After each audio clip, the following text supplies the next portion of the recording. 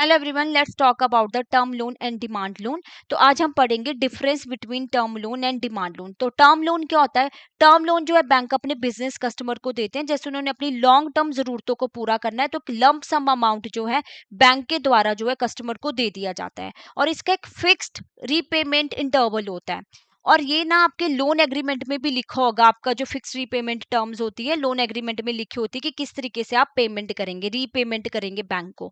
Demand loan की अगर बात करें तो डिमांड लोन जो होता है आपका पेबल ऑन डिमांड, और यही बेसिक डिफरेंस है टर्म लोन और डिमांड लोन में। यानी कि आपने बैंक से लोन लिया, मान लीजिए आपको इमरजेंसी में रिक्वायरमेंट थी, आपने रॉ मटेरियल परचेज करना था, तो अब बैंक जब भी डिमांड करेगा तो क्या है, आपको पेमेंट करनी पड़ेगी। अब टर्म लोन के जो है आपके तीन टाइप होते हैं on the basis of repayment, that is short term loan, medium term loan and long term loan. Short term loan लिया जाता है जैसे कुछ सीजनल रिक्वायरमेंट को पूरा करने के लिए, वर्किंग कैपिटल की कुछ रिक्वायरमेंट्स होती है उनको पूरा करने के लिए, एक साल के लिए मान लीजिए लोन लिया।